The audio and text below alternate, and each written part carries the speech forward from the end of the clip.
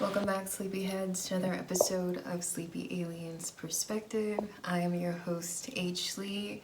Thanks for tuning in. Thanks for being here.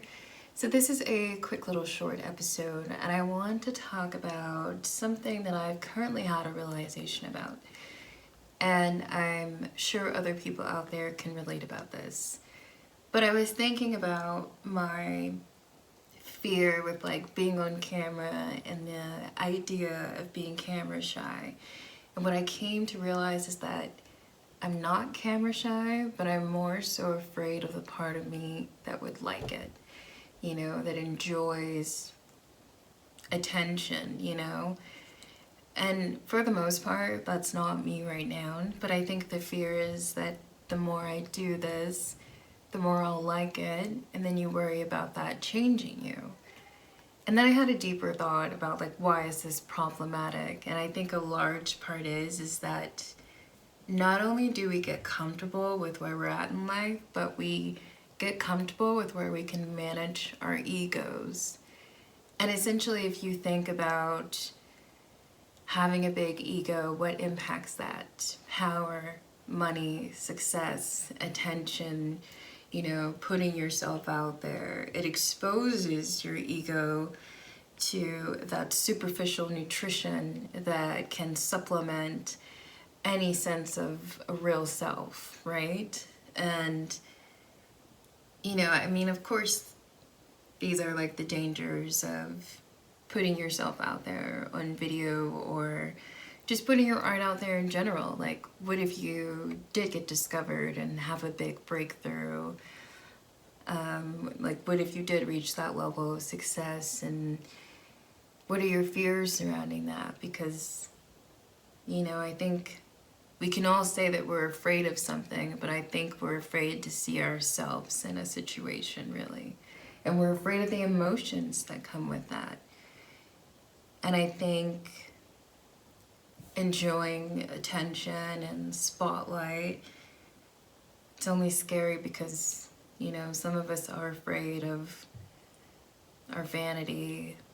We are afraid of having to control our greed, and a lot of people will say that they're not greedy, but once you get used to having like a certain level of attention or money, it's almost like coffee. You might need more of it than normal because your tolerance has gotten so high, and what you once thought was not a lot of attention or a lot of money is suddenly like, it's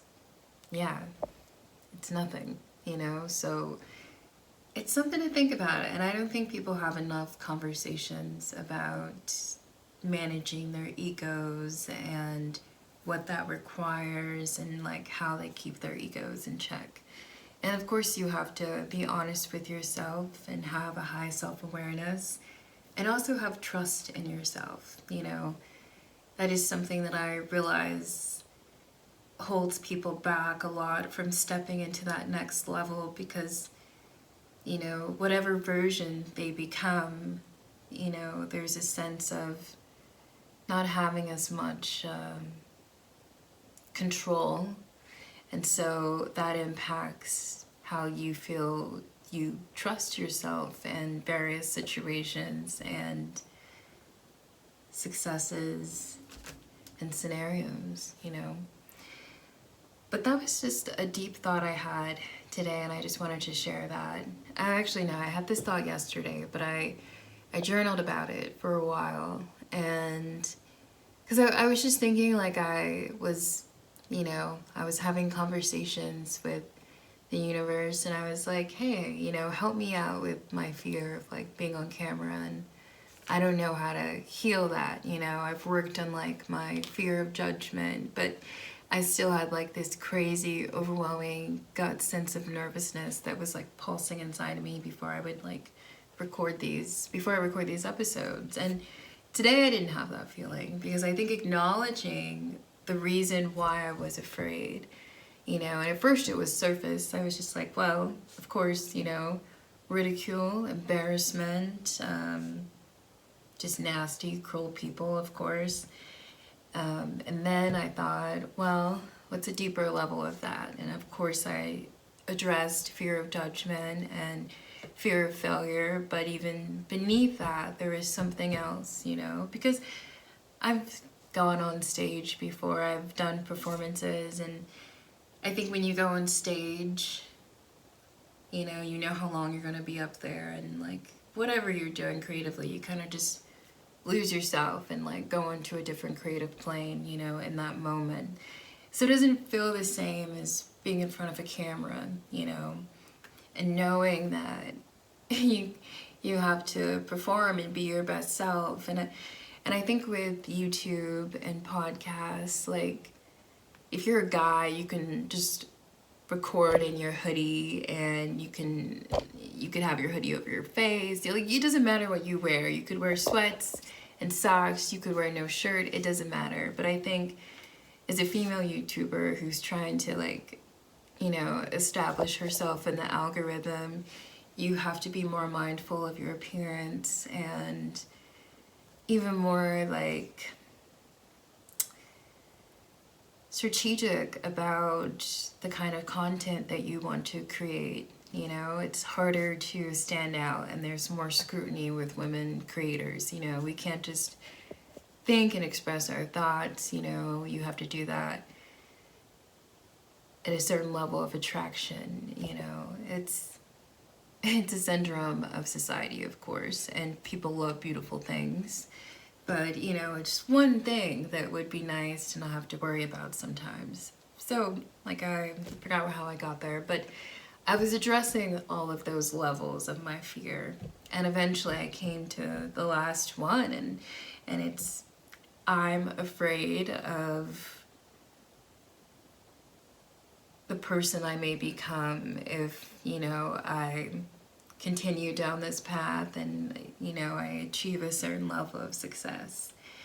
But I also have come to a space where, you know, I've been tested enough in life, and you kind of have to look back at major events and remember the decisions that you made and how those decisions got you to where you are now. And that kind of helps your consciousness bring that sense of logic that it needs to process information and to perceive things as true, so you can change your perception. So looking back and saying, well, hey, of course, you know, I trust myself. I was able to get through that. I made healthy decisions. Some decisions had more consequences than others, and it took a while to recover from those consequences, but at the end of the day, I'm healthy. My life is intact. I'm doing the best I can. I'm happy. Like, I think that's, you know, if you struggle with self-doubt or feeling like your perception of things, like not even being able to trust, you know, your perception of how, of other people's energy, of spaces you enter, of conflict, like that self-doubt can intensify those situations and add unnecessary confusion. But if you get more step by step in the fact that you establish, like, okay, that's my emotional response to that, and here's my decision, and I'm going to stick by this decision, and I'm going to be confident in it. You kind of have to say that to yourself to establish and build that awareness with your synapses. You know, you have to create a new pattern for how you process, essentially. But I think it's interesting, and I'm curious if anybody feels the same. So if you're watching this on YouTube, please comment and let me know how you feel about your, like, being camera shy, and what is at the root of that for you. And does it go so deep as to say there's a dark side to you that just might like it a little bit? So I think that's interesting. A couple other things that I want to share. Funny moment from my day at work. So if you're just tuning in and you don't know, I'm a cashier at a bougie and busy grocery store in Portland, Oregon. You know, the job has its, downsides, but overall it's a great place to work, and it allows me to retain my creative energy. And I also get so much material from engaging with customers. So today, this little kid and her dad came over to my lane, and I give out these really nice, I like to call them high-end stickers, because not only are they reusable, but they're like real life pictures in the stickers of animals and space and horses. It's exciting, and plants, and kids love it, and I love giving out the stickers. So I get my sticker box for this little girl, and she's digging around, and I think she gets a panther, but she just calls it a black cat. And her dad, and yes, they are white, and so her dad, it's not funny, but I can laugh about this because am I used to social ignorance? Yes. Do we all have slip-ups where we don't realize what we're saying is a shitty thing to say sometimes? Yes. So I don't fault this dad on any level, but I have to share this story. So yes, this little girl is looking at the black cat, and the dad says, I used to have a black cat growing up. We called him Spooky.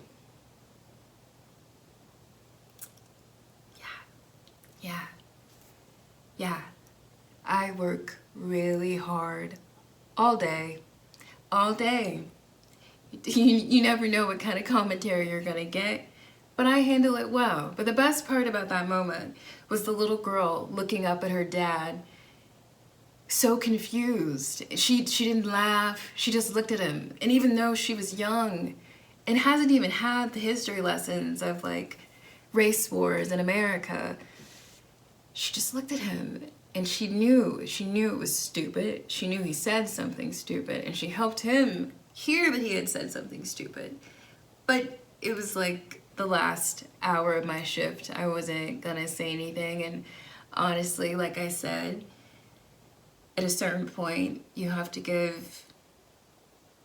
be logical when it comes to like racial triggers. You have to remember that where am I living? I'm living in Oregon, where they were basically they had like after dark curfew hours for black people up until like I think someone told me the 80s. I have to like double check and look into that. But you have Portland, but which is creative, eclectic, upbeat, city-ish, but other than that, Oregon is all country, and that's something that I didn't realize when I moved here. And I had a friend, and I remember she told me she like wasn't sure about like the vibe socially here when she lived here. And now I understand. So Rose, I did judge you for that if you're listening to this, and I understand now. It's different. It's pretty country. There's a lot of farmers, lots and lots of farmers, of course. But, there's, it's just very white. It's very white. And I didn't realize that. And I didn't realize that Oregon was even lacking on its like black population, just all the things I didn't know. So I keep this in mind when I hear commentary like this from customers, and at a certain point to help me not get upset about the fact that people have been poorly educated, not only in school systems but within their environments. And you get older, you do the basic things that society tells you to do that makes you an adult, and you still don't educate yourselves in those things. And then you get moments like that with a dad like that, where I'm just glad that I have this outlet, like I said, always say, to tell these stories and express this shit, because it's ridiculous. I shouldn't have to, of course, deal with any of this, but I can at least find the humor in it. And yeah, maybe this man will hear this one day, who knows. I haven't started passing out my little cards yet. I have to order those, but I will be promoting, of course, through work. Bitch always is networking, let's just say that. I have exercised every resource from my job as far as like my creative needs. I have like used that place for so many aspects of like my projects, and I get so much done there because I can write in my pod. I used to be able to have a notebook, but there were other people in the store who got jealous about cashiers who had notebooks, you know, when there wasn't anything else to do. But when you've been required to stand in a little pod for, you know, 6 hours of your day, you don't really think much of it if it's slow and you want to write something down and feed your mind in the way that it should be fed instead of just doing repetitive, monotonous work, right? But yeah, so I used to write in my notebook, and I can't have a full notebook anymore, but I can write on a single piece of paper, and I'll write on receipt paper. And I'll make the use of that single use of paper, and, you know, oftentimes I'm like pushing like the boundaries of what I can get away with, like, you know, just reviewing some of the information that I've gathered for like these podcast episodes. I've been bringing like my flashcards and like reviewing those for all my notes. So I can get away with some things, but not a lot of things. But at the end of the day, that store has done a lot for me creatively, and it's helped me like really establish that knowing that like, yes, I'm an artist, I'm a creator, and like that's the identity that I thrive on, you know, and that's why I'm very grateful for that job, and that's why I can put up with customers like that. Another funny thing that happened to me recently, so I had a female customer, and she comes up with 2 blocks of Tillamook cheese, and for those who don't know, Tillamook cheese is made in Oregon, of course. And so this girl looks at me, and she looks really concerned, and she was like, oh man. She was like, do you think this will be good for grilled cheese? And I was like, definitely. And she was like, I've only ever used American cheese for grilled cheese. And I don't want to shame this girl, because at the end of the day, this is an American problem. The people who are still consuming American cheese as if it is real cheese. And yes, it didn't, like, nothing ever melts like it, but come on now. Come on now. But I get it. We all have our, like, guilty, like, can't help it, 90s, 80s food pleasures, you know. But I thought that was so sad. Like, you've never taken mild cheddar, sharp cheddar, and mozzarella and melted it together. Like, that broke my heart. But I told her, like, yeah, this cheese is going to be amazing, and she probably had the best grilled cheese of her life. But I thought that was interesting. Yeah. So this is just a short little episode of Sleepy Alien's perspective. Even though I'm pretty sure this is a spell, please like, share, and subscribe. And I hope you enjoyed this. Thanks for being here. Bye.